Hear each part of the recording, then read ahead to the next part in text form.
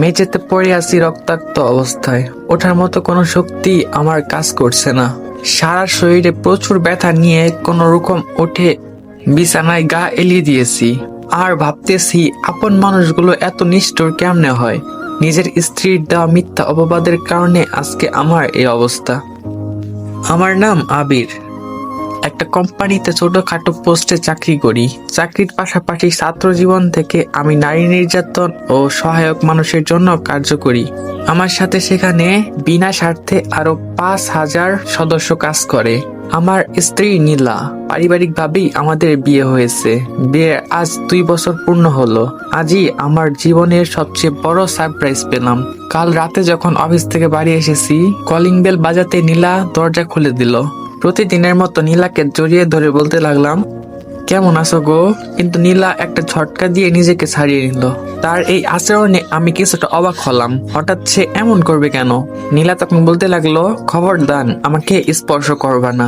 তোমার ওই হাত দিয়ে আমাকে স্পর্শ করবা না, এই আমি বলে দিলাম। আর আজ থেকে তুমি আমার কেউ না। আমি মুক্তি চাই তোমার কাছ থেকে। আমি সারা জীবনের জন্য মুক্তি চাই। নীলার এই কথা শুনে আমার মাথায় আকাশ ভেঙে পড়লো। তখন আমি নীলাকে বললাম, কি বলছো তুমি এইসব? মুক্তি চাও মানে কিসের মুক্তি চাও তুমি? তখন নীলা বলল, আমি ডিভোর্স চাই। আবির, তোমার সাথে অনেক হয়েছে, আর না। তখন আমি বললাম, আচ্ছা তুমি আমার সাথে মজা করছো তাই না? দেখো এই সময় মজা একদম না। তোমার শরীর ঠিক আছে তো? তখন নীলা বলল, আমায় নিয়ে তোমাকে না ভাবলেও চলবে। আমি ঠিকভাবেই কথা বলছি। সারাদিন অফিস করে ক্লান্ত হয়ে রাগের মাথায় নীলাকে ঠাস করে একটা চড় মারলাম। 2 বছর সংসারে এই প্রথম ওর গায়ে হাত তুলেছি। কষ্টে আমার বুকটা ছেড়ে যাচ্ছে। তারপর স্বাভাবিক থাকার চেষ্টা করলাম। এরপর নীলা কাঁদতে কাঁদতে বিছানায় গিয়ে শুয়ে পড়লো। আমিও আর কিছু বলিনি তাকে। আমার মাথা কাজ করা বন্ধ করে দিয়েছে হঠাৎ নীলার এই অস্বাভাবিক আচরণে। ক্লান্ত শরীর নিয়ে বিছানায় গা এলিয়ে দিলাম।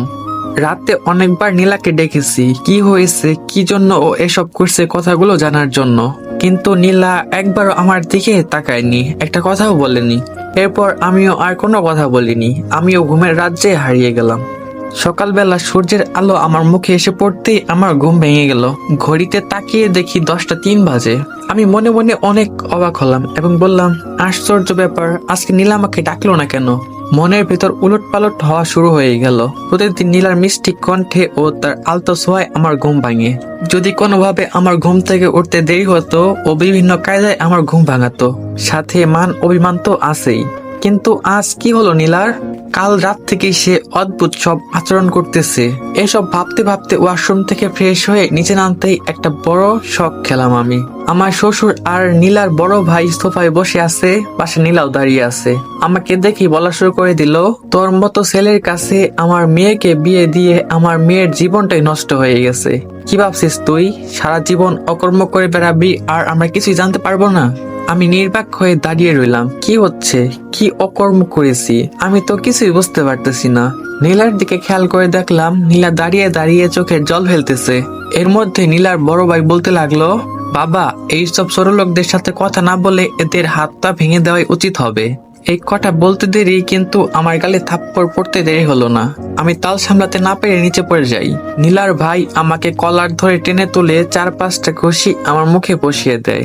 এরপর আমাকে সোজা ধাক্কা দেয়। আমি সামলাতে না পেরে কাচের ডাইনিং টেবিলের উপর পড়ে যাই এবং কাচের টেবিলটা আমার চাপ নিতে না পেরে ভেঙে যায়। ডাইনিং টেবিলের কাচ ভেঙে আমার শরীরের বিভিন্ন অংশে ঢুকে যায়। তারপরেও আমাকে তারা ছাড়েনি। ডাইনিং টেবিলে থাকা ফল কাটার ছড়ি নিয়ে তার ভাই আমার দিকে এগিয়ে আসতে লাগে। তখনই নীলা গিয়ে তাকে বাধা দেয়। থাক ভাইয়া, যথেষ্ট শিক্ষা হয়েছে, আর না, এখন বাড়ি চলো। আমার শ্বশুর যাওয়ার আগে বলে গেলেন, নীলার জন্য আজ তুই বেঁচে গেলি। ডিভোর্স পেপার পাঠিয়ে দিব, সাইনটা করে দিস। আর হ্যাঁ, ওই বাড়িতে নীলার উদ্দেশ্যে ভুলেও পা বাড়ালে তোর লাশটা টুকরো টুকরো করে সাগরে ভাসিয়ে দিব, কথাটা মনে রাখিস। আমি শুধু নির্বাক হয়ে ওদের চলে যাওয়া দেখতে লাগলাম। বিছানায় শুয়ে শুয়ে সকালের ঘটনাটা মনে করতে লাগলাম। কখন যে বোর হয়ে গেছে বুঝতেই পারিনি। সারা শরীর প্রচুর ব্যথায় উঠতেছে, ঠিক মতো উঠে দাঁড়াতেও পারতেছি না। অনেক কষ্টে উঠে আয়নার সামনে গিয়ে অবাক হয়ে গেলাম। আমার পুরো চেহারায় ছোট ছোট কাঁচের টুকরা আটকে আছে। চেহারাটা আর আগের মতো নেই। ঠোঁট ফেটে গিয়েছে। 5 তলা ওপর থেকে যে নিচে নামবো সেই শক্তিটুকু আমার মধ্যে নেই। এত পরিমাণ মেরেছে আমাকে। নীলা একবারের জন্য জানতে চাইনি কেমন আছি আমি, কি অবস্থা আমার। নিজের অজান্তে চোখ দিয়ে 2 ফোঁটা জল গড়িয়ে পড়লো। ফোনটা হাতে নিয়ে আমার বন্ধু সজলকে ফোন দিলাম। আমার মা বাবা মারা যাওয়ার পর আমার একমাত্র অবলম্বন এই বন্ধু সজল। ফোন ধরতেই আমি তাকে বললাম, কিরে কই আছিস তুই? ও পাশ থেকে বললো, কিরে কি হয়েছে তোর? তোর কণ্ঠটা এরকম শোনা যাচ্ছে কেন? আমি বললাম, আমি একদম ঠিক, একটু আমার বাসায় আসতে পারবি? তখন সজল বলল, আরে এতে আবার অনুরোধ করা লাগে নাকি, আমি এক্ষুনি আসতেছি। যাক, একটু শান্তি পেলাম প্রাণপ্রিয় বন্ধুর কথা শুনে। আমি আস্তে আস্তে দরজার কাছে গিয়ে একটা চেয়ার নিয়ে বসে পড়লাম। কিছুক্ষণ পর আমার বন্ধু আসলো। আমার অবস্থা দেখে সে কেঁদে দিবে এরকম অবস্থা তার। সে তখন আমাকে বলল, কি হয়েছে তোর? এই অবস্থা কিভাবে, কে করছে বল আমায়, ইত্যাদি প্রশ্ন করা শুরু করলো সে। আমি তাকে সবকিছু খুলে বললাম। সে আমার থেকে সবকিছু শুনে মূর্তির মতো বসে রইল। এখন কারো মুখে কোনো কথা নেই, শুধুই নীরবতা। নীরবতা ভেঙে সজল বলতে লাগলো, চিন্তা করিস না, সবকিছু ঠিক হয়ে যাবে। আমি শুধু মাথা নাড়লাম। কষ্টে ভিতরটা দুমড়ে মুমড়ে যাচ্ছে। আমি সজলকে বললাম, আমার একটা কাজ করে দিতে হবে। তখন সজল বলল, কি কাজ বল? আমি বললাম, তুই শুধু একটু খোঁজ নিয়ে দেখ নীলা আসলে কিসের জন্য আমাকে ডিভোর্স দিতে চাচ্ছে। কি বা অন্যায় আমার? আমার অন্যায় হলে আমি মাথা নত করে দিব, তবু এরকম মিথ্যা অপবাদ সহ্য করব না। প্লিজ ভাই, একটু খোঁজ নিয়ে দেখ। তখন সজল বলল, আচ্ছা তুই চিন্তা করিস না, আমি খোঁজ দিয়ে দেখতেছি। তারপর সজল আমাকে ব্যথার ওষুধ খাওয়ায় এবং মাথায় ব্যান্ডেজ করে দেয়। এরপর আমাকে শুইয়ে দিয়ে চলে যায়। আমি শুয়ে শুয়ে ভাবতেছি, এই কি আমার সেই নীলা, যে কিনা আমার সামান্য জ্বরে বিচলিত হয়ে পড়তো, আমার অসুস্থতা দেখলে অনেক সেবা যত্ন করতো, তার সাথে সামান্য অভিমান করলে কেঁদে কেঁদে বালিশ ভিজাতো, কিন্তু আজ সেই নীলা নেই।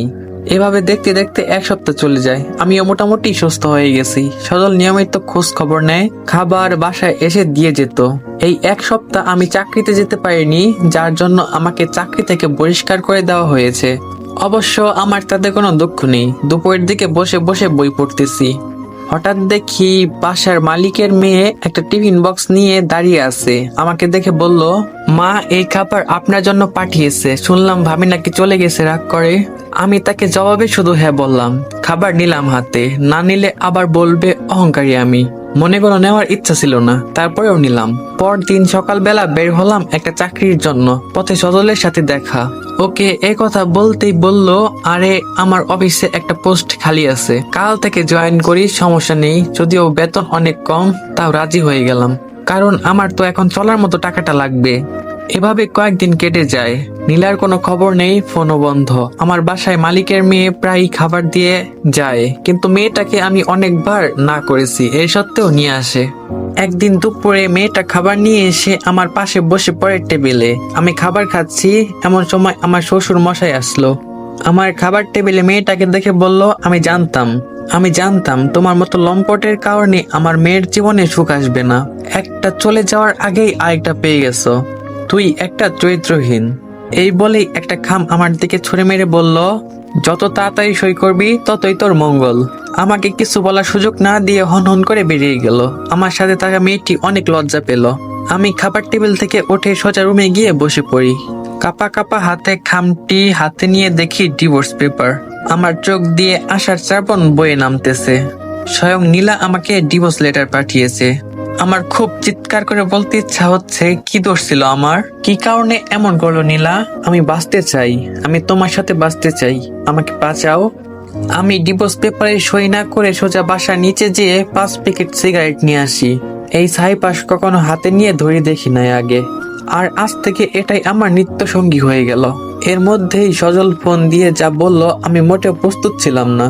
ফোনের ওপাশ থেকে সজল বলতে লাগলো, নীলা নাকি আমাকে পতিতালয়ে দেখেছে, আমি নীলার সাথে প্রতারণা করেছি। তো আসসালামু আলাইকুম গাইস, এই পার্ট এই পর্যন্তই। দীর্ঘদিন পর আসলাম, তোমরা আদেও আমাকে মনে রাখছো কিনা আল্লাহ তাআলাই ভালো জানে। তো ইনশাআল্লাহ এখন থেকে নিয়মিত গল্প দিয়ে যাব। যদিও আমার সামনে এসেছে এক্সাম, তারপরও আমি চেষ্টা করব প্রতিদিন একটা করে হলেও পার্ট দেওয়ার। আর আমি আশা করি তোমরা ঠিক আগের মতোই আমার পাশে থাকবা। তো এই নতুন গল্প একটু ছোট কিন্তু ইন্টারেস্টিং আছে, আশা করি তোমাদের ভালো লাগবে। প্রথম পার্ট দিয়ে আসলে পুরো গল্প বিবেচনা করা যায় না, তোমরা দেখতে থাকো, আমি আশা করি তোমাদের ভালো লাগবে। তো আল্লাহ হাফেজ গাইস, দেখা হচ্ছে পরবর্তী পার্টে। আমার বউ নাকি আমাকে পতিতালয়ে দেখেছে, আমি নাকি নীলার সাথে প্রতারণা করেছি, তার ভালোবাসা বিশ্বাস ভেঙেছি ইত্যাদি আর অনেক কিছু বলল। এই খবরটা নাকি সজল তার বড় ভাইয়ের থেকে পেয়েছে। হ্যাঁ, আমি পতিতালয়ে গিয়েছি, কিন্তু কেন গিয়েছি নীলা একবারের জন্য জানতে চায়নি। আর সে জেনেই বা কি করবে? এমন স্থানে একজন স্ত্রী তার স্বামীকে দেখলে সহজেই বিশ্বাস করে নেবে যে তার স্বামী খারাপ, কিন্তু কেউ আমার মনের কথাটা জানে না। আমাকে একবারের জন্য কথা বলার সুযোগ দেওয়া হয় নাই। মনে মনে আল্লাহকে বলতেছি, ইয়া আল্লাহ, কেন তুমি আমার সাথে এমন করলে? আমি তো তোমার হুকুমের কোনো কমতি রাখিনি। চোখ দিয়ে পানি পড়তেছে, মুছে দেওয়ার মতো কেউ নাই। আমি কেন পতিতালয়ে গিয়েছিলাম এবার আপনারা সেটা শুনুন। বেশ কিছুদিন আগে আমি অফিসে যাওয়ার জন্য রাস্তা দিয়ে হেঁটে যাচ্ছি, এমন সময় এক বৃদ্ধ মহিলাকে দেখলাম রাস্তার পাশে বসে আছে, হাতে একটা ব্যানার, তাতে লেখা আমার মেয়েকে বাঁচাও, অত্যাচারীর হাত থেকে রক্ষা করো ইত্যাদি। আমি কৌতূহল বশত জিজ্ঞেস করলাম, কি হয়েছে আমাকে খুলে বলুন। মহিলা বলতে লাগলো, আমার মেয়েকে পতিতালয়ে একদল প্রতারক চক্র বিক্রি করে নিয়েছে 5 বছর আগে। কত জায়গায় গিয়েছি বিচারের জন্য, কিন্তু বিচার পাইনি। তাই আমি আজ বাবা পথে পথে এই ব্যানার নিয়ে ঘুরছি। নিজের অজান্তে চোখের কোণে পানি চলে আসলো। তারপর ওনার কাছ থেকে মেয়েটির ছবি নিয়ে পতিতালয়ের ঠিকানায় চলে গেলাম। আমার দ্বারা যদি কোনো মা তার সন্তানকে ফিরে পায়, এর চেয়ে বড় কি আর হতে পারে? এসব ভাবতে ভাবতে পতিতালয়ে এসে ওইখানকার ম্যানেজারকে ছবি দেখালাম। বললাম, এই মেয়েটি কি এখানে আছে? ম্যানেজার বলল, আছে। তখন আমি বললাম, আমি এই মেয়েটিকে মুক্ত করে দিতে চাই, কত লাগবে মুক্তিপণ হিসেবে? ম্যানেজার জবাব দিল, 25,000 টাকা লাগবে। ওই মুহূর্তে আমার এত টাকা ছিল না, তাই আমি বলে আসলাম কালকে আসবো। এই কথা বলে ওইখান থেকে চলে আসলাম। পরদিন টাকা নিয়ে আবার গেলাম, কিন্তু ম্যানেজার আমাকে বলল আজকে হবে না, কিছুদিন পর আসবেন। কি আর করার, কিছুদিন পর গিয়ে মেয়েটাকে মুক্ত করে আনলাম। এরপর তার অসহায় মায়ের কাছে তাকে ফিরিয়ে দিলাম। তিনি আমাকে দোয়া করলেন, তোমার বউ সন্তান যেন সবসময় ভালো থাকে, পরিবারে যেন শান্তি থাকে। আমি ওনার কাছ থেকে বিদায় নিয়ে চলে আসলাম, কিন্তু কে জানে ওই বৃদ্ধার দোয়া অভিশাপে পরিণত হবে। হয়তো নীলা আমার পিছু নিয়েছিল, আর নীলা আমাকে এখানে দেখে ফেলে, যার ফলে এখন আমি কোন পরিস্থিতির শিকার। কিন্তু নীলা কি একবারের জন্য জানতে চাওয়ার প্রয়োজন মনে করেনি? বাহ, কি সুন্দর নিয়তির খেলা। একজনকে মুক্তি দিতে গিয়ে এসে দেখি আরেকজন আমার কাছ থেকে মুক্তি নিয়ে নিছে। অনেকগুলো কষ্ট মনের ভিতর চাপা দিয়ে নিজেকে শক্ত করে নিলাম। পরদিন সকালে অফিসে যেয়ে দেখি সজল মন খারাপ করে বসে আছে। আমি জিজ্ঞেস করলাম, কিরে, কি হয়েছে তোর? এরপর ও যা বললো আমি তা দাঁড়িয়ে থাকতে পারলাম না, ঠাস করে বসে পড়লাম। নীলার নাকি সামনের সপ্তাহে বিয়ে, ছেলে আমেরিকা থাকে। আমার মনে হচ্ছে অক্সিজেন নেওয়া বন্ধ হয়ে গেছে। সজলকে জড়িয়ে ধরে কতক্ষণ কেঁদেছি তার কোনো ঠিক নেই। সন্ধ্যায় ক্লান্ত শরীর নিয়ে বাসায় আসলাম। ঘরে যেয়ে দেখি দরজা খোলা। আশ্চর্য, আমি তো তালা মেরে গেছিলাম। তখন মনে পড়লো নীলার কাছে আরেকটা চাবি আছে, কিন্তু নীলা এখানে আসবে না, কিছুই ভাবতে পারছি না। রুমে যেয়ে বড় একটা ধাক্কা খেলাম। নীলার একটা জিনিসপত্র নেই, ওর জামা কাপড় কিছুই নেই, ওর কোনো চিহ্ন এই ঘরে নেই। তারপর নীলা আসছিল, এসে আবার সবকিছু নিয়ে গেছে। এক বুক হতাশা নিয়ে ছাদে বসে আছি আর ভাবতেছি, এভাবে কি আমি বেঁচে থাকতে পারবো? একটা পুরুষ কখন কাঁদে জানেন? যখন তার কষ্টের সীমা পার হয়ে যায়। সারা রাত ছাদে বসে কাটিয়ে দেই। ভোরবেলা ঘরে যেয়ে দেখি আজকেও মালিকের মেয়ে খাবার নিয়ে এসেছে। আমি কিছু বললাম না। রুম থেকে বের হয়ে নিচে যেতেছি, পেছন থেকে বলল, খাবেন না? আপনার চেহারা তো অনেক খারাপ হয়ে গেছে। আমি বললাম, কে তুমি, আর কেনই বা আমার জন্য এত চিন্তা করো? মেয়েটি জবাব দিল, একই ফ্ল্যাটে থাকেন, কেউ না হলেও প্রতিবেশী তো, মানুষ তো, প্লিজ খাবারটা খেয়ে নিন। আমি শুধু বললাম আমার খিদে নেই। এই কথা বলে রাস্তায় বের হয়ে এলাম। রাস্তায় এসে আমি আনমনে হেঁটেই যাচ্ছি। হঠাৎ সজলের ফোন। আবির, কই তুই? আমি বললাম, এই তো বাসার বাইরে আসছি। সজল বলল, তাড়াতাড়ি শপিং মলে চল আবির। তখন আমি বললাম, কিরে, এত তাড়া কেন? তখন সজল বলল, আরে আগে আয় তো। তখন আমি বললাম, ঠিক আছে, আসতেছি। এই বলে শপিং মলে গিয়ে রওনা দিলাম। নিশ্চয়ই বন্ধুটি আমায় ছাড়া শপিং করতে পারবে না, এইটা ভেবে দেরি না করে শপিং মলে চলে গেলাম। কিরে, তোর জন্য খুব তাড়াতাড়ি করে আসলাম, বল কি জন্য এত তাড়াতাড়ি আসতে বললি? তখন সজল বলল, আরে মা বাবা আমার জন্য বিয়ে ঠিক করেছে হঠাৎ করে, এই সামনের শুক্রবারে বিয়ে। তখন আমি বললাম, বলিস কি রে, তাহলে তো ভালোই, একটা বিয়ে না হয় খেতে পারবো, আর বেস্ট ফ্রেন্ড বলে কথা। তখন সজল বলল, এই জন্যই তো তোকে ডাকা। আমার বিয়ের সব শপিং তুই নিজ হাতে করবি, তোর পছন্দই আমার পছন্দ। তখন আমি বললাম, আচ্ছা তাহলে তোর শপিংটা করিয়ে দেই। তখন সজল বলল, যা, এমন ভাবে বলতেছিস যেন আমি বাচ্চা পোলা পাইন। তখন আমি বললাম, আচ্ছা ঠিক আছে চল। তারপর আমি সজলকে বিয়ের সমস্ত শপিং করিয়ে দেই, ওর ইচ্ছে মতো সবকিছু করি। ওর হবু বউয়ের জন্য আমার পছন্দ মতো শাড়ি কিনে দেই। নীল রং আমার আর নীলার খুব পছন্দ, আর সেই পছন্দের শাড়ি আজ সজলের বউয়ের জন্য নেই। শপিং শেষে সজলের জরুরি ফোন আসে। সজল ফোন রিসিভ করে শুধু জোর গলায় বলে, আপনি পেমেন্ট পেয়ে যাবেন, চিন্তার কোনো কারণ নেই। পর্যায়ে সে শপিং মল থেকে আমার কাছ থেকে বিদায় নিয়ে বের হয়ে যায়। আমি বের হওয়ার সময় আমার চোখ একদিকে বের হয়ে যায়। আমি দেখি নীলা তার বড় বোন আর বড় ভাই শপিং মলে ঢুকছে। নীলাকে আজ প্রায় 3 মাস পর দেখলাম। মুখে চঞ্চলতার হাসি এখনো ফুটে আছে, নেই কোনো চিন্তার ছাপ, ঠিক আগের মতোই আছে। মনে হয় যেন কিছুই হয়নি। আমার মন আর সায় দিল না। কিভাবে নীলার সাথে কথা বলা যায় সেই উপায় খুঁজতেছিলাম। নীলা শপিং করা শুরু করে দিল, আমিও ওদের পিছু নিলাম। হঠাৎ নীলা ওয়াশরুমের দিকে যেতেই আমি মনে মনে বললাম, এই সুযোগ হাতছাড়া করা যাবে না। তাই পিছু পিছু ওয়াশরুমে গিয়ে দরজা আটকে পিছন থেকে মুখ চেপে ধরলাম। আমাকে দেখে নীলা চিৎকার দিতে গিয়েও পারলো না। নীলার অগ্নি দৃষ্টিতে আমার দিকে তাকিয়ে আছে। মান অভিমান সব দূর করে আমি বলতে শুরু করলাম, কেমন আছো নীলা? তখন নীলা বলল, তোর মতো ছোট লোক লম্পয়ের থেকে দূরে এসে অনেক ভালো আছি। তখন আমি বললাম, এভাবে কথা বলছো কেন? আমি কি অন্যায় করেছি যার শাস্তি তুমি আমাকে এভাবে দিতেছো? তখন নীলা বলল, তুই কোনো অন্যায় করিসনি, সবই আমার নিয়তি। তোর মতো চরিত্রহীন বখাটে লোককে বিশ্বাস করা আমার জীবনে সবচেয়ে বড় ভুল হয়েছে। নীলা, তুমি আমাকে ভুল বুঝছো। আমি ওরকম কোনো কাজই করিনি, বিশ্বাস করো, তোমার কসম খেয়ে বলছি আমি। তো আসসালামু আলাইকুম গাইস, এই পার্ট এই পর্যন্তই। পার্টটা একটু ছোট হয়ে গেছে, তোমরা কিছু মনে করো না, আসলে এত ব্যস্ততার মাঝে গল্প দিতেছি, একটু ছোট হবেই। সামনের পার্ট গুলা আশা করি আর ছোট হবে না, ট্রাই করবো যে বড় করে দেওয়ার। এই পর্যন্ত হয়তো তোমরা গল্পটার মধ্যে ইন্টারেস্ট খুঁজে পাও নাই, কিন্তু আমি আশা করতেছি যে নেক্সট পর্ব থেকে তোমরা ইন্টারেস্ট খুঁজে পাবা। আর কেমন আছো তোমরা, এই কথাটা কমেন্ট বক্সে বলতে ভুলবা না একদমই। আর আমিও বলে দিই, আল্লাহ তাআলার রহমতে আমি অনেক অনেক ভালো আছি।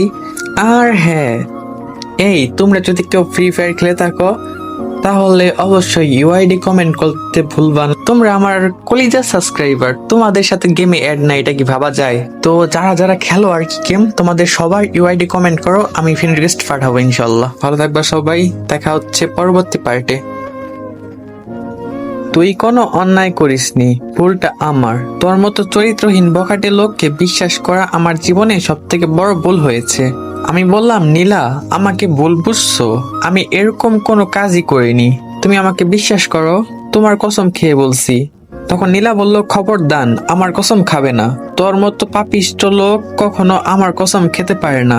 তারপর আমির নীলার হাত ধরতেই ঠাস ঠাস করে আমার গালে 2টো থাপ্পড় বসিয়ে দেয় এবং বলে, আমায় তুই টাচ করবি না, শুনে রাখ, কিছুদিন পর আমি অন্য কারো বউ হতে চলেছি, আর ভুলেও আমার সামনে আসবি না, বলে দিলাম।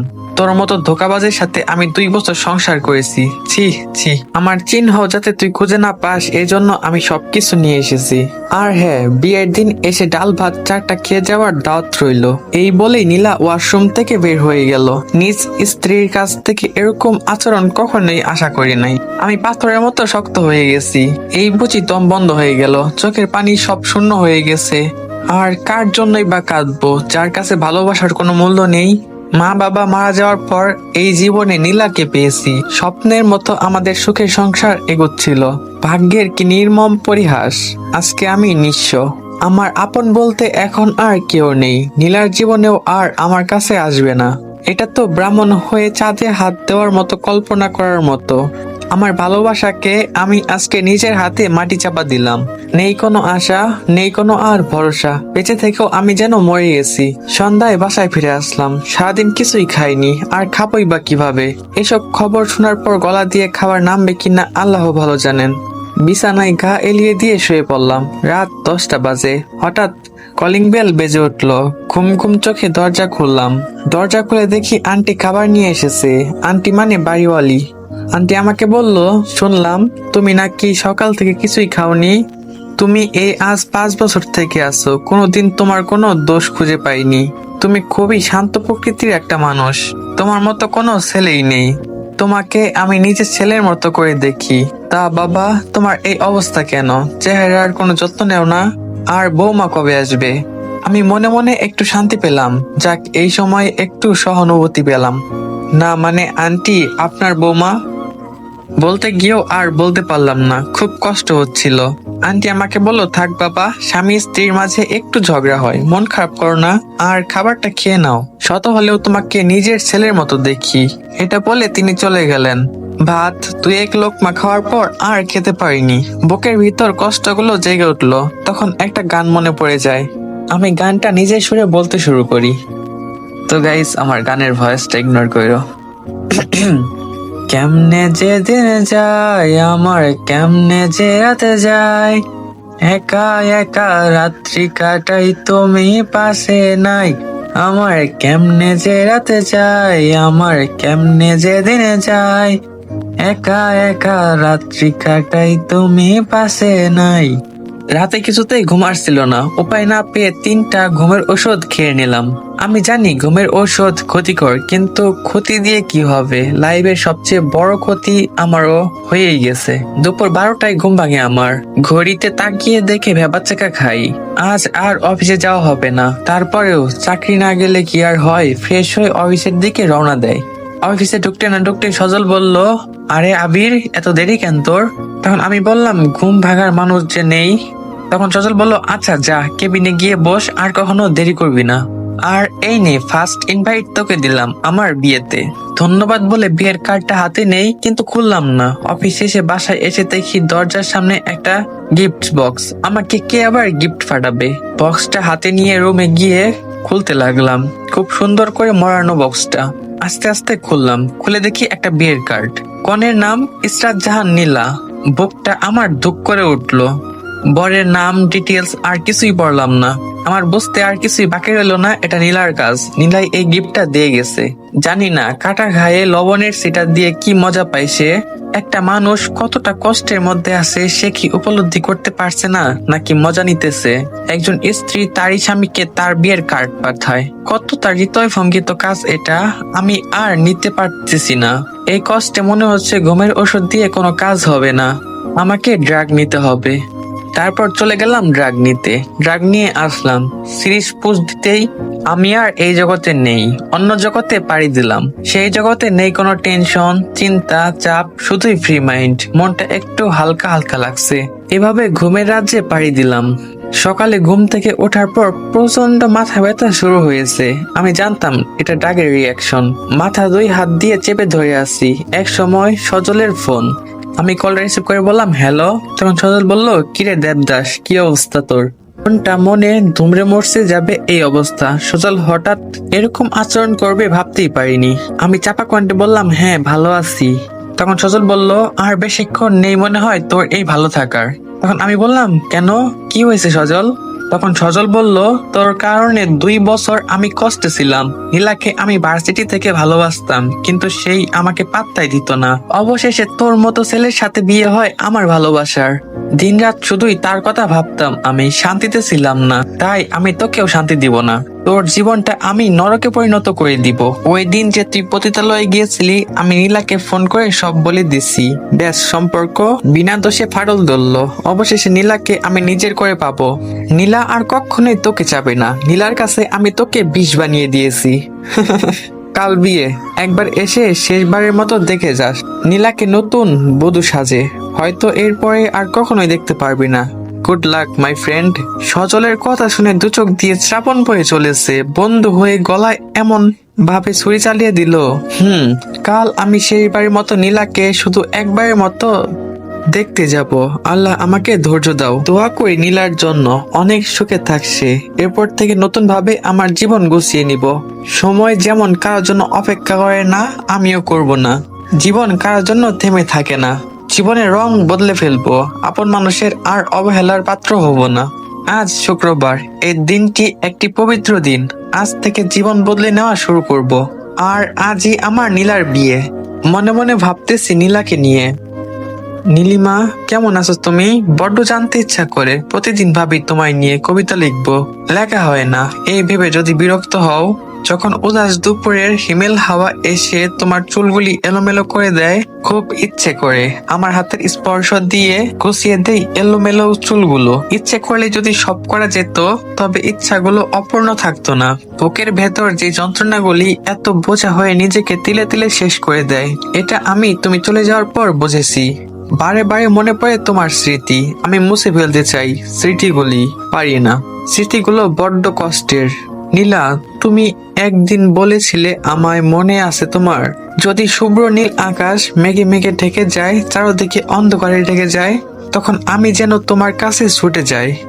অভিমান মন যেতে দেয়নি আমায় তোমার কাছে। নীলিমা, তোমার দেওয়া হলুদ পাঞ্জাবি পরে থাকি রোজ, তোমার ছোঁয়া পাবো বলে। তো আসসালামু আলাইকুম গাইস, পার্টটা তোমাদের কাছে কেমন লাগলো অবশ্যই কমেন্ট বক্সে জানাবা। আর দেখা হচ্ছে পরবর্তী পার্টে। এ পর্যন্ত সবাই ভালো থাকবা, সুস্থ থাকবা। আল্লাহ হাফিজ। নীলিমা, তুমি কি জানো, তোমার দেওয়া হলুদ পাঞ্জাবি আমি পরে থাকি রোজ, তোমার ছোঁয়া পাবো বলে। নিজেকে হিমু ভাবতে ইচ্ছে হয় এখন। ইচ্ছে হয় খালি পায়ে দুজন মিলে শিশির ঘাসে পা ভিজিয়ে দুজন মিলে শিউলি ফুল কুড়িয়ে আনবো। তার হয়ে উঠলো কই। হয়তো এখন আর তোমার সামনে দাঁড়ানোর কোনো যোগ্যতা আমার নেই, তবুও ফিরে আসতে চাইলে আইসো। কিছু দিতে না পারলেও এই বুকটা সেদিনও পেতে দিব, আসবে তো নীলিমা? কিন্তু আমার ভাবনাগুলো কোনো কাজেই আসবে না। নীলাকে শুধু এক নজর দেখে আজ থেকে এই প্রাণের শহর ত্যাগ করব। আমার খুব কষ্ট হচ্ছে, কিন্তু আমার যে কিছু করার নাই। নতুন জীবনে পা রাখবো, মনে মনে একটু শান্তি পাচ্ছি। এ বন্ধু বান্ধব সব মায়া চিহ্ন করে চলে যাব নতুন কোনো জায়গায়। সকাল থেকে সজল শুধু ফোন দিয়েই যাচ্ছে, কিন্তু আমি রিসিভ করতেছি না। এক সময় দরজায় কলিং বেল বেজে উঠলো। দরজা খুলে দেখি সজল দাঁড়িয়ে আছে। কিছু বলার আগে বলল, যদি বেস্ট ফ্রেন্ড মনে করিস তাহলে আজকে অবশ্যই আমার বিয়েতে আসবি। এই বলে চলে গেল। আমি মনে মনে তাচ্ছিল্যের হাসি দিয়ে বললাম, যাবো রে যাবো, তোর বিয়েতে না গেলে কি হয় নাকি? দুপুরে নামাজ পড়ে এসে নীলার দেওয়া প্রথম বিবাহ বার্ষিকী গিফট পাঞ্জাবিটা পরে তৈরি হয়ে চলে গেলাম বেহায়ার মতো বিয়ে বাড়িতে। চারিদিকে অনেক ঝাঁকঝমক, আমার সেদিকে কোনো মাথা ব্যথা নেই। শুধু নীলাকে একবার শেষবারের মতো বধূ সাজে দেখবো, এটাই আমার শেষ ইচ্ছা। দেখতে দেখতে সন্ধ্যা হয়ে গেল। নীলাকে বউ সাজ নিয়ে আসা হলো, স্টেজে বসে আছে। স্টেজের দিকে তাকিয়ে মনে হচ্ছে একটা নীলপরি বসে আছে। চোখের কোণে কিছু জল অজান্তে জমা হয়ে গেল। আমি নিজেকে শক্ত রেখে চলে আসলাম। এমন সময় সচলের আকুল আবেদন, বন্ধু প্লিজ একটা গান গেয়ে যা, তোর গলাটা অনেক সুন্দর, প্লিজ। না করতে পারলাম না, কারণ ছাত্র জীবনে সজল আমাকে অনেকভাবে সাহায্য করেছে। তার শেষ ইচ্ছাটা পূরণ না করলে আমি যে অকৃতজ্ঞ হয়ে যাব। গিটার হাতে নিয়ে সবার সামনে সুর ধরলাম। তো গাইস, আমি গল্পের থেকে গানটা স্কিপ করতেছি, শুধু গানের লাইনগুলো বলে দিতেছি আর কি, তোমরা কিছু মনে করো না। হ্যাঁ, কিছু অভিমানীর জল, কিছু মেঘেদের জল, কিছু ভুল করে হল মাখা রং, কিছু দক্ষিণা হওয়া, কিছু না চেয়েও পাওয়া, কিছু ভালো লাগার না লাগার দিন। তোমার স্মৃতি কি ভুলে যাওয়া হবে না? আমাকে যে রাখো ঘিরে, ভুলতে চেয়েও ভুলতে পারি না, নাম ধরে ডাকে ধীরে ধীরে। কিছু সময়ের ব্যবধান, কিছু ভুল সুরের গান, ভুল করে গেছি রে কবে, আজও ভেঙে পড়ে মন। হয়তো বা কারণটাও জানা, আজও কত চিঠি কত কাগজ হাওয়ায় উড়িয়ে দিলাম। ভিতরে লেখা ছিল ধুলো জমা চিঠি, হাহাকার। জানা হবে না কখনোই। তোমার স্মৃতি কি ভুলে থাকা যায়? বলতে চেয়েও যে আমি ভুলতে পারি না কখনো। গানটা শেষ করে এক মুহূর্তেও সেখানে ছিলাম না। আসলাম বাসায়। আজ মনের আকাশে অনেক কালো মেঘ জমে আছে। কিছুক্ষণ পর বৃষ্টি হয়ে নামবে হয়তো। বাসায় এসে আমার প্রয়োজনীয় সব জিনিসপত্র গুছিয়ে নিলাম। সবকিছু নিয়ে বের হব, এমন সময় আন্টির প্রবেশ। তখন আন্টি আমাকে জিজ্ঞেস করলো, বাবা কই যাচ্ছ তুমি? আমি বললাম, এই শহর ছেড়ে অজানা গন্তব্যের দিকে পাড়ি জমাচ্ছি আন্টি।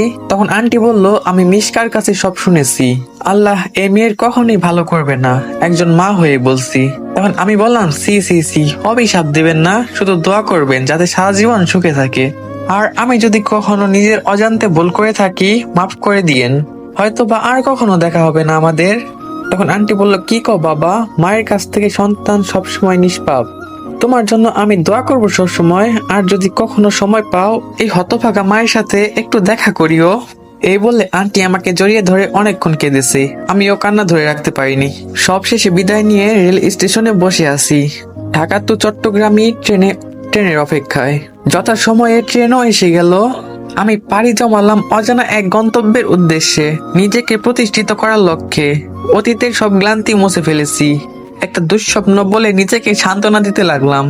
দেখতে দেখতে 6 বছর পার হয়ে গেল। আমি এখন একটা সাংবাদিকের চাকরি করি। ভালোই চলে আমার দিনকাল। মাসের 3 দিন সময় ব্যয় করি পথ শিশুদের সাথে। বেতনের অর্ধেক টাকা বরাদ্দ করি তাদের জন্য। এক প্রকার অদ্ভুত প্রশান্তি কাজ করে মনের ভিতর। আমার তো এখন কেউ নাই, আমি তাদেরকেই এখন আমার আপন করে নিয়েছি। আজ আমি প্রতিষ্ঠিত, আমার কোনো চিন্তা, কোনো চাপ নেই।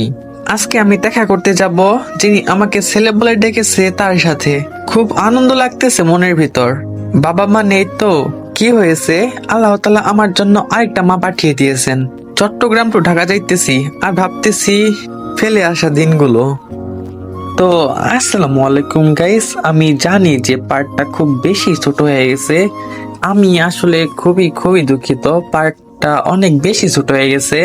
তো তোমরা কিছু মনে করো না, আমি ট্রাই করব পরের পার্টগুলো যাতে একটু বড় বড় করে দেওয়া যায়। তো আসসালামু আলাইকুম গাইস, ভালো থাকবা সবাই, দেখা হচ্ছে পরবর্তী পার্টে। এই পর্যন্ত সবাই ভালো থাকবা, সুস্থ থাকবা, আল্লাহ হাফিজ। হ্যালো, আসসালামু আলাইকুম গাইস। তো কেমন আছো তোমরা? আশা করি তোমরা সবাই অনেক ভালো আছো। আল্লাহ তাআলার রহমতে আমি অনেক ভালো আছি। বউয়ের দেওয়া মিথ্যা অপবাদ গল্পের 5 নম্বর পার্ট নিয়ে চলে আসছি। চলো বেশি কথা না বাড়িয়ে সরাসরি গল্পে যাওয়া যাক। বাসে বসে বসে ভাবতেছি আমার অতীত নিয়ে। ভাবতে ভাবতে কখন যে ঢাকায় পৌঁছে গেছি খেয়ালই করলাম না। প্রাণের শহর ঢাকা। আজ 6 বছর পর আসলাম। 6টা বছর কেটে গেল, আজ আবারও ঢাকা ফিরছি। সবকিছু কেমন যেন অচেনা মনে হচ্ছে। দেরি না করে সোজা রওনা দিলাম অতীতের স্মৃতিযুক্ত আমার প্রিয় মানুষ, যাকে বলি আমার দ্বিতীয় মায়ের বাসায়। দরজার সামনে কলিং বেল বাজাতেই দরজা খুলে দিল এক জোড়া ঘন কালো চোখ, বিদ্যমান এক মায়াবী মেয়ে। চিনতে কষ্ট হলো না, এটা সেই আন্টির মেয়ে, মানে আমার আম্মুর মেয়ে মিশকা। আমাকে দেখে সালাম দিল এবং বলল, কে আপনি? হয়তোবা আমাকে চিনতে পারেনি দীর্ঘ 6 বছর পর, না চেনারই কথা। আমার চেহারা সম্পূর্ণ পাল্টে গেছে, আগের থেকে এখন অনেক স্মার্ট হয়ে গেছি। আমি সালামের উত্তর দিয়ে বললাম, আমি আবির, তোমাদের এখানে আগে ভাড়া থাকতাম। মেয়েটা অনেকটা হঠাৎ ভূত দেখার মতো চমকে গেল। ওহ, আবির ভাই যে, আসুন আসুন ভিতরে আসুন, কেমন আছেন? মা সবসময় আপনার কথা বলে, মাঝে মাঝে আপনার জন্য কান্নাও করে। আমি অবাক হলাম, যেখানে কোনো রক্তের সম্পর্ক নেই তারপরেও মায়ের বাঁধনে আমাকে বেঁধে রেখেছে। মাঝে মাঝে রক্তের সম্পর্কের চেয়েও মায়ের সম্পর্কটা অনেক বড় হয়। এমন সময় আন্টি আসলো, আমাকে দেখে আনন্দের চোখে জল ছেড়ে দিল। আমাকে ধরে বলল, বাবা তুমি যে আসবে আমি কখনো কল্পনাই করিনি। তোমার জন্য আমি সব সময় দোয়া করি। যাও বাবা, ফ্রেশ হয়ে আসো, আমি খাবার বেড়ে দিচ্ছি। আজ অনেক দিন পর কথাটা শুনলাম, নিজের অজান্তে চোখে পানি এসে গেল। অফিস থেকে বাসায় আসলে নীলা সবার আগে এটা বলতো, এটাই ছিল আমার নিয়তিতে। একটা দীর্ঘ শ্বাস নিলাম। ফ্রেশ হয়ে সবার সাথে দুপুরের খাবার খেয়ে শুয়ে আছি। এমন সময় আন্টি এসে বলল, বিকালে ফ্রি আছো? তখন জবাবে আমি বললাম, হ্যাঁ অবশ্যই, তাছাড়া এখানে তো আমার কোনো কাজ নেই, ফ্রি তো থাকবোই। তখন আন্টি বলল, বলছিলাম কি, মিশকা বিকালে একটু ডক্টরের কাছে যাবে, একা একা যেতে একটু ভয় পাচ্ছে, তুমি সাথে গেলে ভরসা পেতাম। তখন আমি বললাম, আরে আন্টি, এতে অনুরোধ করার কি আছে, আপনার ছেলেকেই আবার অনুরোধ করা লাগে? আন্টি একটু মুচকি হাসলো, দেখে মনে হলো অনেক খুশি হলো। আন্টি বলল, আচ্ছা বাবা আমি এখন যাই, তুমি একটু রেস্ট নাও। বিকেলে মিশকা একটি আকাশি কালার শাড়ি পরেছে, কাচের চুড়ি হাতে, চোখে কাজল দিয়ে আমার সাথে বের হয়েছে। ওকে দেখলে যে কোনো মানুষ প্রেমে পড়ে যাবে। ওকে দেখে নীলার কথা খুব মনে পড়ে গিয়েছে। যথারীতি ডক্টরের চেম্বারে পৌঁছে গেলাম। ডাক্তার দেখানো শেষে চেম্বার থেকে বের হব এমন সময়ে একজন শাড়ি পরা মেয়ের সাথে ধাক্কা খেলাম। এই যে মিস্টার, দেখে শুনে চলতে পারেন না? কণ্ঠটা খুব পরিচিত মনে হলো। পিছনে ফিরে তাকাতে বড় সড় ধাক্কা খেলাম। মনের ভিতরে লুকিয়ে থাকা কষ্টটা আবার জেগে উঠলো। এই যে নীলা, সামান্য একটু পরিবর্তন হয়েছে শুধু। মেয়েদের বয়স ধরা খুব মুশকিল। তার নজর আমার দিকে পড়তে অবাক দৃষ্টিতে তাকায় আমার দিকে। চোখ জোড়া ছলছল করতেছে। আর অবাক হলাম, তার হাতে 5-6 বছরের একটা ছেলে, একদম নীলার মতো দেখতে হয়েছে। নীলার চোখ থেকে পানি পড়তেছে, আমি একদম স্পষ্ট দেখতে পাচ্ছি। এখানে বেশিক্ষণ থাকা যাবে না, তাহলে আমি যে আমার মায়ায় জড়িয়ে যাব। তাকে সরি বলে মিশকাকে নিয়ে দ্রুত চেম্বার থেকে বেরিয়ে পড়লাম। 6+2 মোট 8 বছরের কষ্টগুলো আমার ভেসে উঠলো মনের ভিতর। নিজেকে কোনোভাবেই সান্ত্বনা দিতে পারছি না। রাতে বাসায় এসে কিছু না খেয়ে শুয়ে পড়লাম। আন্টি অনেক জোর করলো, কিন্তু আমি খেলাম না। সকালবেলা ঘুম ভাঙতেই দেখি মিশকা নাস্তা হাতে দাঁড়িয়ে আছে। আমাকে দেখে বলল, রাতে তো কিছুই খাননি, এখন একটু খেয়ে নিন। তখন তাকে আর আমি না করতে পারলাম না। নাস্তা খেয়ে বসে আছি। মিশকা এসে বলল, ঘুরতে যাবেন? চলেন একটু বাহির থেকে ঘুরে আসি, আপনার মনটা ভালো হয়ে যাবে। অনিচ্ছা সত্ত্বেও রাজি হলাম। মিশকাকে নিয়ে একটা পার্কে এলাম, ঢাকা বোটানিক্যাল পার্ক। গাছপালা সমৃদ্ধ এই পার্ক। একটু ঘোরাঘুরি করে পার্কের পাশে একটা রেস্টুরেন্ট, সেখানে গিয়ে বসলাম। মিশকাও সাথে আছে। মেয়েটা খুব কম কথা বলে, স্বল্পভাষী, যাকে বলা হয়। কফি অর্ডার করে খেতে লাগলাম। এমন সময় পিছন থেকে কেউ বলে উঠলো, কেমন আছো আবির? পিছনে তাকাইতেই দেখি নীলা। আমি বললাম, কি আপনি? আর কি চাই আমার কাছে? নীলা তখন বলল, আপনি করে বলছো? তখন আমি বললাম, ধুর, আমি কি আপনাকে চিনি নাকি? নীলা তখন বলল, এমন ভাবে বলতেছো যেন আমাদের কখনো দেখাই হয়নি। তখন আমি বললাম, দেখুন, আমাকে বিরক্ত না করলে আমি খুশি হব। তখন নীলা বলল, তোমার বউকে তোমার সাথে খুব মানিয়েছে। এ কথা বলাতে আমার মেজাজটাই বিগড়ে গেল। মন চাচ্ছে কষে দুটো থাপ্পড় দিয়ে বলি, তোর কারণে, শুধু তোর কারণে ভুল বোঝার জন্য আমার জীবন নরকে পরিণত হয়েছে। এটা একটা পাবলিক প্লেস, এজন্য কিছুই বলি নাই। মিশকাকে নিয়ে সাথে সাথে ওই স্থান ত্যাগ করলাম। যাওয়ার সময় দেখতে পেলাম নীলার চোখগুলো ফুলে গেছে। তাতে আমার কি? আমি বা ওর কি হই? আমার কোনো যায় আসে না, ও মরুক আর বাঁচুক, আই ডোন্ট কেয়ার। কথা বলতে খুব কষ্ট হচ্ছিল, তারপরেও বললাম, আমার সাথে কেন এরকম হচ্ছে? কেন পুরনো স্মৃতিগুলো আবার চোখের সামনে আসে? আমি নতুন জীবন চেয়েছি, কেন আবার পিছু টান আটকাচ্ছে আমাকে? এসব ভাবতে ভাবতে বাড়ি চলে আসলাম। পরের দিন আমি বসে বসে নিউজ আপডেট করছিলাম ল্যাপটপে। এমন সময় আন্টি আসলো। তোমাকে একটা কথা বলবো? তখন আমি বললাম, হ্যাঁ আন্টি বলেন, সমস্যা নেই। আন্টি বলল, বলছিলাম কি বাবা, একা একা নিঃসঙ্গ আর কতদিন থাকবা? নিজেও তো একটা বিয়ে করে নিতে পারো। তখন আমি বললাম, আন্টি, একা কি আমার নিত্য সঙ্গী? মনের কেউ নেই যাকে বিয়ে করব। মন ভাঙলে তা তো আর জোড়া লাগে না। তখন আন্টি বলল, তোমার কোনো আপত্তি না থাকলে একটা প্রস্তাব রাখতাম। তখন আমি বললাম, আন্টি বলেন। তখন আন্টি বলল, আমি তোমাকে নিজের ছেলে হিসেবে সারা জীবন রাখতে চাই। হবে কি আমার ছেলে? আমি মিশকাকে তোমার সাথে বিয়ে দিতে চাই। আমি এই কথা শুনে তো পুরাই ভেবাচেকা খেয়ে যাই। আন্টি আবার বলল, তোমাকে জোর করছি না, শুধু অনুরোধ করলাম। এই বলে তিনি চলে গেলেন।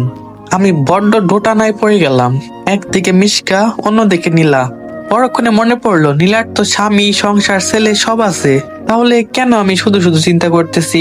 সত্য হলেও আমার প্রথম ভালোবাসা নীলা, তাকে কি আর ভোলা যায়? নীলার কথাগুলো ভাবতেছি, স্বার্থপরের মতো আমাকে একা করে দিল।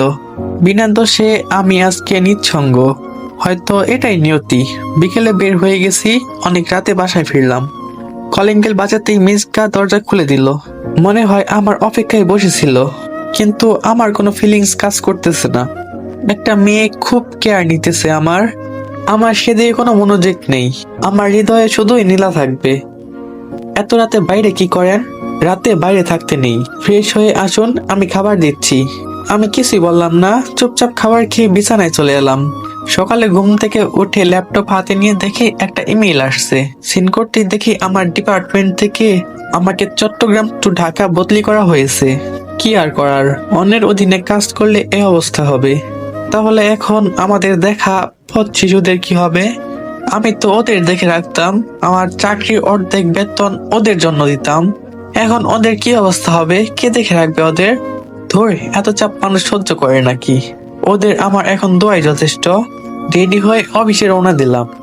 বস আমাকে বলল, আবির সাহেব, আপনাকে এখন বঙ্গবন্ধু মেডিকেলে যেতে হবে, একজন রোগীর ইন্টারভিউ নিতে হবে। আমি বললাম, আচ্ছা ঠিক আছে, যাচ্ছি। অফিস থেকে একটা বাইক দিছে, সে বাইক করে চলে আসলাম মেডিকেলে। রোগীর ইন্টারভিউ ভালোভাবে নিলাম। এমন একটা চিকিৎসা শুনতে পাই, পাশে নার্সকে জিজ্ঞাসা করতে বলল, এখানে আজ 6 বছর থেকে একজন রোগী ভর্তি হয়ে আছে। তার পরিবার তাকে দেখাশোনা করছে।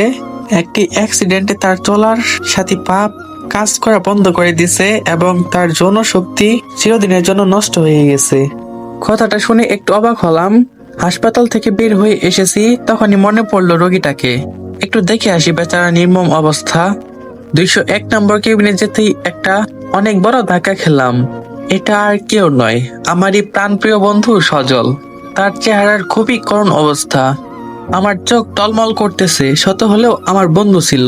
সে আমাকে দেখা মাত্রই লজ্জায় মুখ লুকালো। আমি তার কাছে গিয়ে বসলাম, মাথায় হাত বুলিয়ে দিতেই কান্না শুরু করে দিল। বন্ধু, আমাকে ক্ষমা করে দাও। তুমি ক্ষমা না করলে স্বয়ং আল্লাহ আমাকে ক্ষমা করবে না। আমার পাপের শাস্তি আমি দুনিয়াতেই পাচ্ছি। নীলা কেমন আছে এটা আমি জিজ্ঞেস করলাম। তোদের সংসার তো সুখে যাচ্ছে না? আমার দিকে সজল অসহায় দৃষ্টিতে তাকালো এবং বলল, ওই দিন তুই চলে যাওয়ার পর যখন কাজী সাহেব আসলো, তখনই নীলা মাথা ঘুরে পড়ে যায়। ডাক্তার এসে চেক আপ করার পর বলে নীলা মা হতে চলেছে। আমার বাবার কথাটা শোনার পর আমাকে আর বিয়ে করতে দেয়নি। পরে আমরা চলে আসার সময় ট্রাকের নিচে গাড়ি চাপা পড়ি। এরপর আমার আজ এই অবস্থা। বলেই সজল কাঁদতে লাগলো। তোদের সুখের সংসার ভাঙতে গিয়ে সুখ নামক বস্তু আমার নেই। সজলের কথা শুনে কান্না চেপে ধরে রাখতে পারিনি। আর ভাবতে লাগলাম, আমি তো তাকে কোনো অভিশাপ দেইনি। নামাজ পড়ে তোদের জন্য দোয়া করতাম। মনে হয় আল্লাহ এই বিচার সহ্য করতে পারেনি। সজল আমার হাত ধরে বলতে লাগলো, নীলা তোকে খুব ভালোবাসে। আমার কাছে এসে নিজের ভুলের জন্য ক্ষমা চেয়েছে। 6 বছর থেকে নাকি তোকে অনেক খুঁজেছে, কিন্তু পাইনি। তুই প্লিজ ওকে ক্ষমা করে দে। ওকে কষ্ট দিস না। আমি কিছুই বললাম না, চুপচাপ ওখান থেকে চলে আসলাম। রাতে বাসায় এসে ভাবতেছি, নীলাকে কি ক্ষমা করব, তবে ওকে আমার পাওয়া কষ্টগুলো ভোগ করতে হবে। মনে মনে প্ল্যান এঁটে ফেললাম। সকালে রেডি হয়ে অফিসে চলে গেলাম। ওখানে গিয়ে আমি পুরাই সব খেলাম। আমার অফিসের এক্সিকিউট অফিসার যে নীলা, যেখানে বাঘের ভয় সেখানেই সন্দেহ হয়। তো আসসালামু আলাইকুম গাইস, এই পার্ট এই পর্যন্তই। গল্পটা কেমন লাগছে অবশ্যই জানাবা। একটু দেরিতে পার্টটা দিয়ে ফেললাম, একটু বড় করার চেষ্টা করছি। তো কেমন হয়েছে পার্ট অবশ্যই জানাবা। তো আজকের মতো বিদায়, দেখা হচ্ছে পরবর্তী পার্টে। সবাই ভালো থাকবা, সুস্থ থাকবা। আল্লাহ হাফেজ। হ্যালো, আসসালামু আলাইকুম গাইস। তো কেমন আছো তোমরা? আশা করি তোমরা সবাই অনেক ভালো আছো। আল্লাহ তাআলার রহমতে আমি অনেক ভালো আছি। তো গাইস, একটু লেট হয়ে গেল গল্পটা আনতে, তোমরা কিছু মনে করো না। ইনশাল্লাহ আজকে 2টা পার্ট পেয়ে যাবা, এখন একটা আর একটা রাত্রে। যাই হোক, বেশি কথা না বেরিয়ে চলো সরাসরি গল্পে যাওয়া যাক। যেখানে বাঘের ভয় সেখানেই সন্দেহ হয়। আমার সহকর্মী ছিল এক মেয়ে কলিগ, তাকে পটিয়ে ফেলতে হবে। যেই বাবা সেই কাজ। আমি মেয়েটার কাছে গেলাম এবং বললাম, হাই কিউটি, কেমন আছো? তখন মেয়েটা বললো, ভালো, আপনি? তখন আমি বললাম, তোমার মতো সুন্দর কলিগ পেয়ে কে খারাপ থাকতে চায়? তখন মেয়েটা বললো, কিছু বললেন? পরে আমি বললাম, না মানে আমিও ভালো আছি। আমার নাম আমির, আমি চট্টগ্রাম থেকে এখানে বদলি হয়ে এসেছি।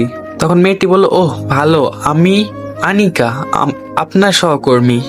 আচ্ছা, যেহেতু আমরা একসাথেই কাজ করি, তাহলে আজকে থেকে আমরা ফ্রেন্ড। কোনো প্রবলেম আছে কি? তখন মেয়েটা বললো, না কোনো প্রবলেম নেই। দুপুরের কাজ শেষে আমার ডেস্কে বসে আছি, এমন সময় একটা বাচ্চা ছেলের অনাগন দেখলাম। আরে, এ তো সেই ছেলে যাকে নীলার সাথে আমি দেখছিলাম। আমি ডাক দিতেই আমার কাছে আসলো। তোমার নাম কি বাবা? তখন ছেলেটা বলল, আসাদ। আমি বললাম, এখানে তুমি কার কাছে এসেছো? তখন ছেলেটা বলল, কেন, আম্মুর সাথে। আম্মু আমাকে প্রতিদিন এখানে নিয়ে আসে। তখন আমি জিজ্ঞেস করলাম, তোমার আম্মুর নাম কি? মেয়েটা বলল, ইসরাত জাহান নীলা। বুকটা ঢুক করে উঠলো। তাহলে এটা আমার সন্তান। খুশিতে চোখে জল এসে গেল। ছেলেকে কোলে নিয়ে বুকের সাথে জড়িয়ে ধরলাম। আজ এতদিন পর একটু প্রশান্তি লাগতেছে। তখন ছেলেটা তোতলামি করে বলল, আঙ্কেল আঙ্কেল, আপনি আমাকে কোলে নিলেন কেন? আমি তো আপনাকে চিনি না, আর আপনি আমাকে এইভাবে আদরই বা করতেছেন কেন? আম্মু বলেছে যাতে আমি অপরিচিত কারো কোলে না যাই। ছেলের কথা শুনে মনে মনে বলতেছি, আমি তোর বাবা, কিন্তু এখন পরিচয় দিব না। তখন আমি ছেলেটাকে বললাম, হ্যাঁ বাবা, আমি তোমার বন্ধু, আজ থেকে আমরা বন্ধু। তখন ছেলেটা বলল, বড় মানুষ কি আবার বন্ধু হয় নাকি? তখন আমি বললাম, হয় বাবা হয়। আচ্ছা ঠিক আছে, এখন আম্মুর কাছে যাও, আম্মু না হয় তোমাকে পরে বকা দিবে। নীলার কাছে আসাদ যে বলল, মা মা, আজ একটা লোক আমাকে খুব আদর করেছে আর বলেছে আমি নাকি তার বন্ধু। তখন নীলা তাকে বলল, ও তাই বুঝি, আমার সোনা বাবু। জানো মা, লোকটা খুব ভালো আর অনেক সুন্দর। মা, স্কুলে প্রতিদিন সবার বাবা আসে, তাকে কত আদর করে। আমার বাবা আসে না কেন? ছেলের কথা শুনে নীলার বুকটা ফেটে যাচ্ছে। সে নিজের দোষে আজ সন্তানকে বাবা নামক বটগাছের ছায়া থেকে বঞ্চিত করেছে। তখন আসাদ নীলাকে জিজ্ঞেস করলো, কি হলো মা, তুমি কান্না করতেছো কেন? নীলা আর কিছু বলে না, ছেলেকে বুকের সাথে জড়িয়ে ধরলো। মনে মনে বলতে লাগলো, তোর বাবা যে আর কোনো দিন আসবে না। অফিস শেষে সিঁড়ি দিয়ে নামতেছি আমি আর আমার কলিগ আনিকা। এমন সময় নীলাও নামতেছে। আমাকে দেখে অবাক দৃষ্টিতে তাকিয়ে আছে। আমি দেখেও না দেখার ভান করে নামতে লাগলাম।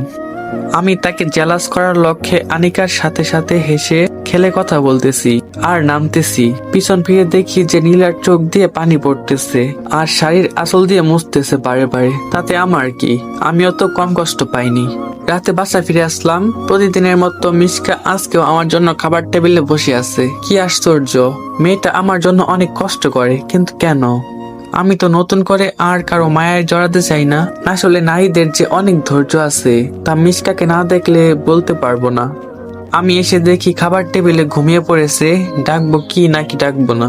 আমি তাকে মৃদু স্বরে ডাকলাম, মিশকা।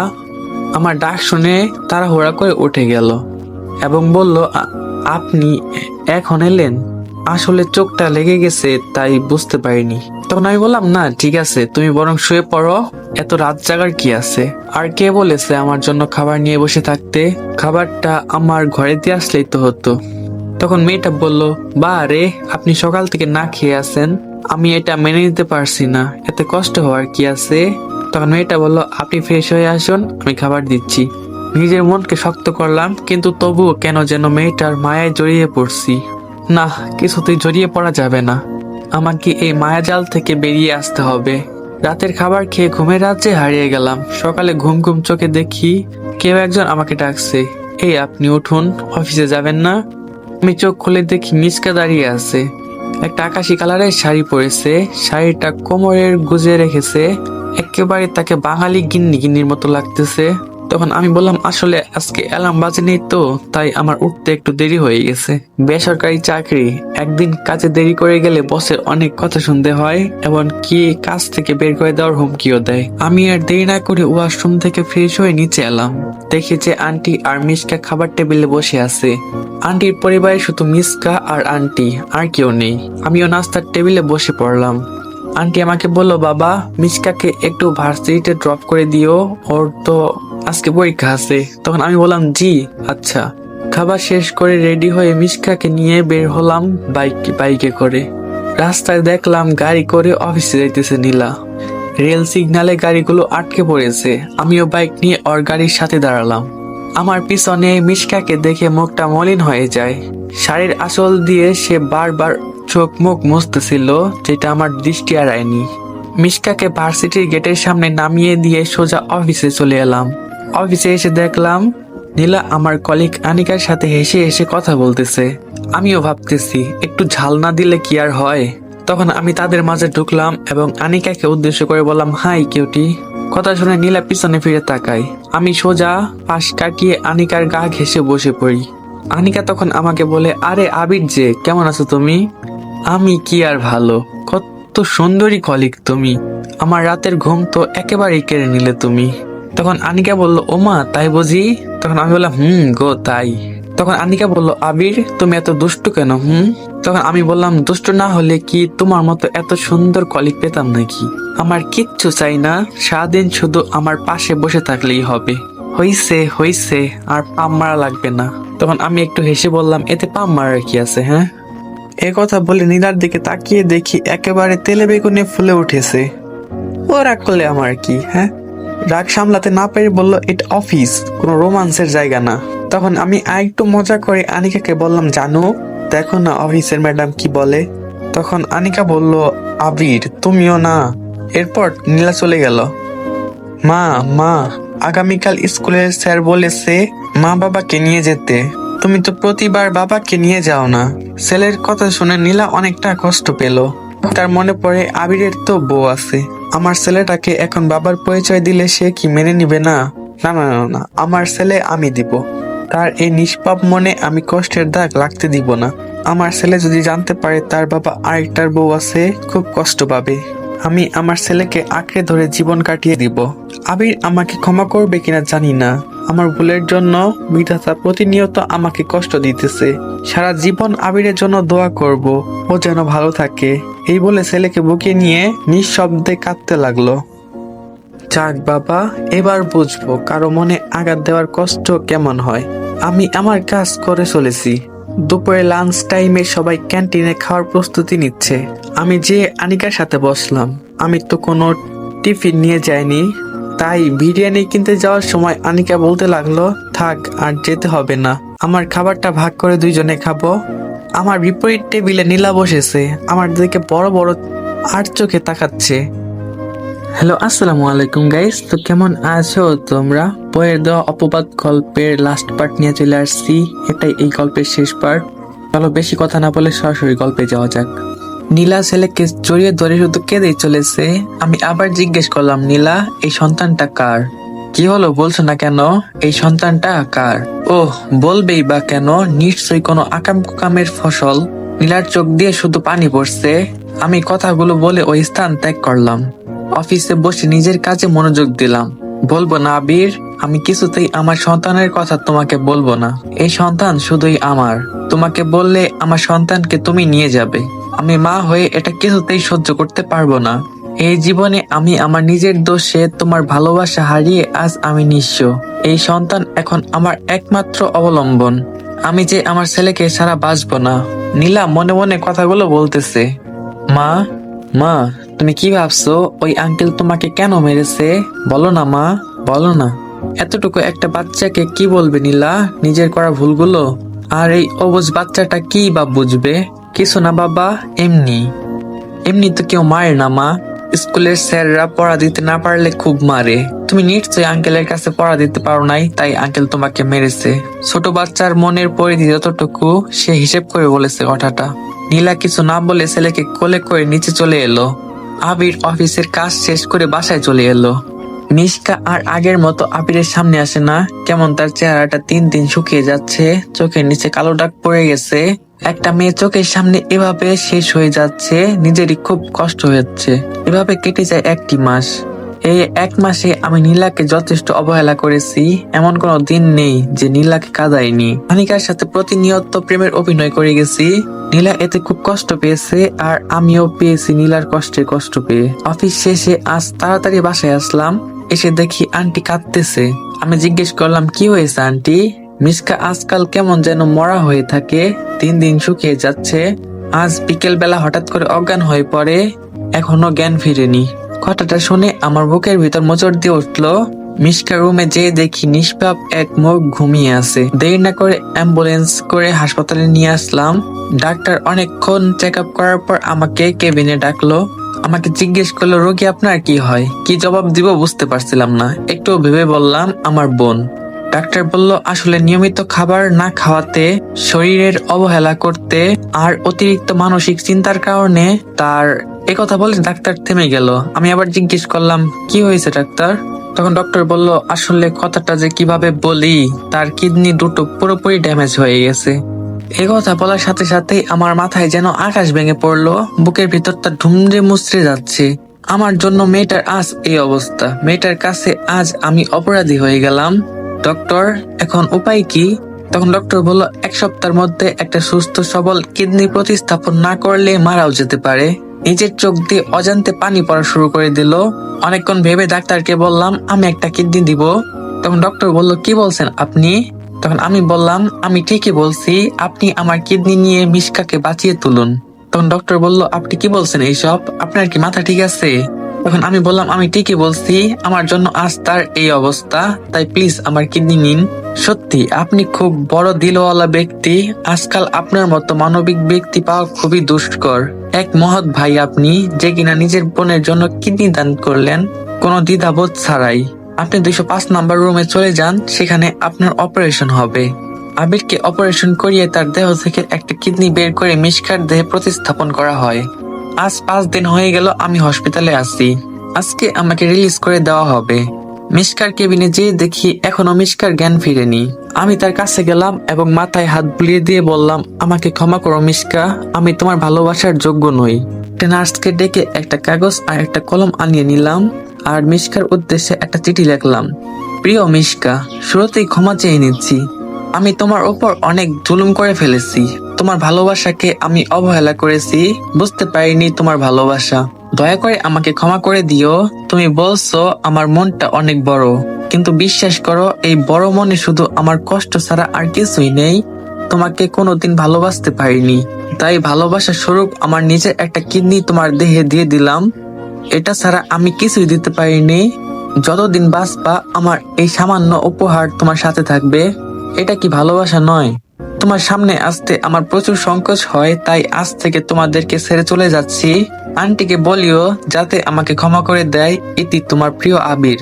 চিঠিটা নার্সকে দিয়ে আসলাম আর বলে এসেছি মিশকাকে যেন এটা দিয়ে দেয়। আজ আন্টির কাছ থেকে বিচ্ছিন্ন হয়ে গেলাম। নতুন বাসা নিয়েছি। 2 দিন রেস্ট নেওয়ার পর অফিসে গেলাম, যে দেখি নীলা আজ আসেনি। অনেক অবাক হলাম। অফিস শেষে বাসায় এসে শুয়ে পড়লাম। পরদিন ভাবতেছি নীলা কেন অফিসে আসেনি। না, আজ আমার ছেলেকে আমার কাছে নিয়ে আসবই। ওকে ছাড়া আমার একা একা ভালো লাগে না। আনিকাকে ফোন দিয়ে ওর কাছ থেকে নীলার বাসার ঠিকানা নিলাম। বাসায় গিয়ে কলিং বেল বাজাতেই আসাদ মানে আমার ছেলে দরজা খুলে দিল। আমায় দেখে খুশিতে বলল আঙ্কেল। এমন সময় নীলা রান্নাঘর থেকে বেরিয়ে আসলো। আমাকে দেখে অনেকটা অবাক হয়ে গেল। এখানে কেন এসেছো? আমার ছেলেকে নিয়ে যেতে এসেছি। তুমি যতই ওর কাছ থেকে আমার পরিচয় গোপন করো না কেন, লাভ নেই। কে তোমার ছেলে? খবরদার আমার ছেলেকে ছুঁয়ে ছুবা না। এটা আমারই ছেলে। না না মানে? এক্ষুনি ডিএনএ টেস্ট করব। তোমার যা ইচ্ছা তুমি করো, আমার ছেলেকে আমি কোথাও যেতে দিব না। এই বলে আসাদকে জড়িয়ে ধরলো নীলা। আমি হ্যাসকা টান দিয়ে আসাদকে নিয়ে আসলাম নিজের কাছে। ওকে কোলে করে নিয়ে যাইতেছি, এমন সময় নীলার চিৎকার, আমার ছেলেকে নিয়ে যেও না প্লিজ। আমার বুক খালি করো না, ফিরিয়ে দাও আমার বাবা সোনাকে। আমি কোনো কথাই কান না দিয়ে দরজার সামনে ছেলেকে নিয়ে এগিয়ে যেতে লাগলাম। নীলা আমার পায়ে পড়ে গেল।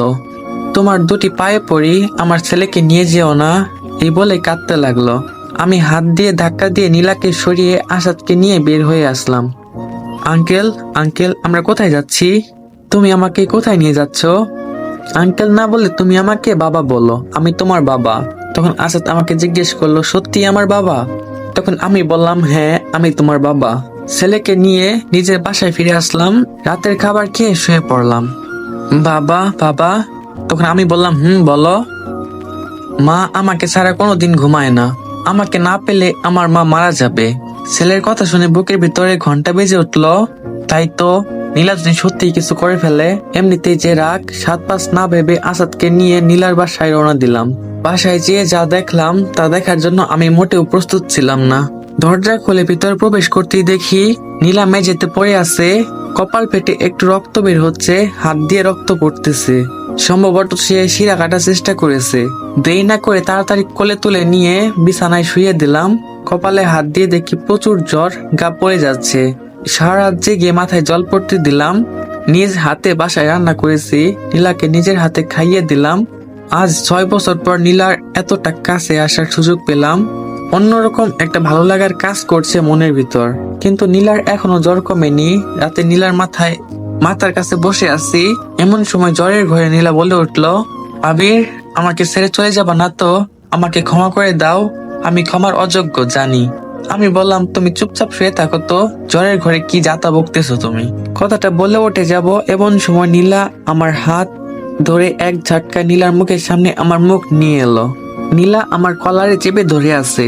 ওর নিঃশ্বাস আমার মুখের উপর পড়ছে। একদম খুব কাছে অবস্থান করছি আমি। আর বলতে লাগলো, আর কত কষ্ট দিবা আবির, বলো। আর কত কষ্ট দিবা তুমি আমাকে? অন্য মেয়ের সাথে হেসে খেলে কথা বলো, আমার প্রচুর কষ্ট হয়। মনে হয় যেন মারা যায়। আমি জানি তুমি কখনো বিয়ে করো নাই, আমাকে তুমি ভালোবাসো এটাও আমি জানি। তোমার জীবনে অন্য কাউকে আপন করে নেওয়ার আগে নিজ হাতে আমাকে মেরে ফেলো। আমি এই জীবন রাখতে চাই না। কষ্ট তোমার থেকে আমি বেশি পাচ্ছি। তোমার জীবনে নতুন কেউ আসলে আমি সহ্য করতে পারবো না। জানি তুমি আনিকাকে বিয়ে করবে। ওই দিন যখন তুমি আনিকাকে আমার সামনে বিয়ের প্রস্তাব দিয়েছো, জানি ওই দিন আমি আত্মহত্যা করতে গিয়েছিলাম। শুধুমাত্র আমার ছেলের কথা ভেবে আমি করিনি। এই বলে নীলার চোখের জল ফেলতে লাগলো। আমাকে শক্ত করে নিজের বুকের সাথে জড়িয়ে আছে। আমি আর ছাড়তে পারলাম না। হয়তো জোরের ঘরে এইসব বলতেছে, এসব ভাবতে ভাবতে কখন যে ঘুমিয়ে গেছি টেরই পেলাম না। সকালে ঘুম ভেঙে দেখি নীলা আমাকে আগের মতো করে জড়িয়ে ধরে আছে। নীলার থেকে নিজেকে ছাড়িয়ে ওর কপালে হাত দিয়ে দেখি এখন আর জ্বর নেই। একটা স্বস্তি নিঃশ্বাস ফেললাম। নীলাকে না ডেকে ফ্রেশ হয়ে অফিসে চলে গেলাম। সন্ধ্যায় নীলার বাসায় আসলাম। নীলার কোনো কথাবার্তা নেই, চুপচাপ আমাকে খাবার বেড়ে দিচ্ছে। আমি খেয়ে দিয়ে ছেলেকে আদর করে চলে আসবো এমন সময় নীলার ডাক। আবির। আমি বললাম, জি বলো নীলা। তোমার কাছে একটা জিনিস চাইবো, দিবা? ধরে নাও এটা আমার জীবনের শেষ ইচ্ছা। মনের ভেতরটা উলটপালট হয়ে গেছে কথাটা শোনার পর থেকে। চাপা কণ্ঠে জবাব দিলাম, কি জিনিস? একটা রাত, শুধু একটা রাত তোমার কাছে স্বামীর অধিকারটুকু চাই। জীবনে আর কিচ্ছু চাইবো না, শুধু একটা রাত চাই। তখন আমি বললাম, কি বলছো এইসব? তোমার মাথা ঠিক আছে তো? প্লিজ না করো না, আমার এই অপূর্ণ ইচ্ছাটা পূরণ করো। এই বলে নীলা আমার দিকে এগিয়ে আসলো। আমার পায়ের উপর পা দিয়ে আমাকে জড়িয়ে ধরলো। তো গাইস, যদি আশেপাশে হেডফোন থাকে তো হেডফোন লাগিয়ে নাও, না হলে ফোনের ভলিউমটা কমাও। আমাকে জড়িয়ে ধরে ঠোঁটে ঠোঁট মিশিয়ে দিল। আমিও আর নিজেকে কন্ট্রোল করতে পারলাম না। সারা রাত নীলা নিজেকে আমার কাছে বিলিয়ে দিয়েছে। আমিও তাকে আমার ভালোবাসা দিয়ে ভরিয়ে দেই। সকালবেলা ঘুম থেকে উঠে দেখি নীলা নেই। রাতের কথা মনে পড়তেই নিজের উপর ঘৃণা হচ্ছে এবং রাগ হচ্ছে। কিন্তু নীলাও নেই, আমার ছেলেটাও নেই। বাসায় তন্ন তন্ন করে খুঁজলাম, কিন্তু কোথাও নেই। গেলটা কই? আমার মনে হচ্ছে নীলাকে আমি হারিয়ে ফেলেছি। আমার নিঃশ্বাস বন্ধ হয়ে আসতেছে, মনে হচ্ছে দম বন্ধ হয়ে এখনই মারা যাব। অফিসে খোঁজ নিয়ে দেখি নীলা চাকরি ছেড়ে চলে গেছে, কিন্তু ও যাবেটা কই? বাবার বাসায়? আর দেরি না করে যত ভয় আছে সব কাটিয়ে রওনা দিলাম নীলার বাবার বাসায়। কিন্তু সেখানে গিয়ে বড় সড়ো ধাক্কা খেলাম। বাসায় তালা মারা, কেউ নেই। মনে হচ্ছে এখানে কেউ থাকে না। এক বুক হতাশা নিয়ে ফিরে আসলাম বাসায়। এক সপ্তাহ কেটে যায়, নীলার কোনো খোঁজ খবরই নেই। আনিকাকে ফোন দিয়ে বলতেই বলল, গতকাল নীলা ম্যাডামকে দেখেছি তার ছেলেকে নিয়ে শপিং মলে কেনাকাটা করতে। শপিং মলের ঠিকানা নিয়ে চলে গেলাম সেখানে। ম্যানেজারকে জিজ্ঞেস করলাম, গতকাল একজন মহিলা আসছিল এখানে কেনাকাটা করতে, হাতে একটা ছোট বাচ্চা নিয়ে এসেছিল। তখন ম্যানেজার বলল, হ্যাঁ আসছিল তো। মনে মনে আল্লাহর দরবারে শুকরিয়া আদায় করলাম।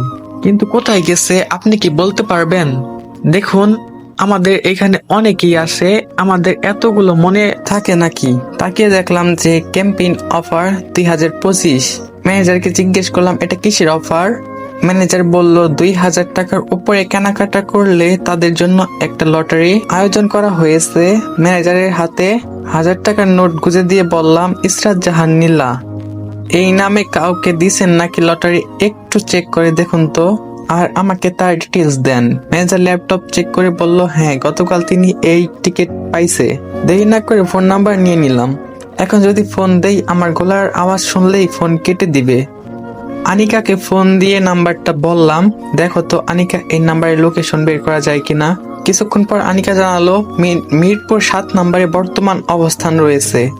আনিকা আমাকে লোকেশন ট্যাগ দিয়ে দিল।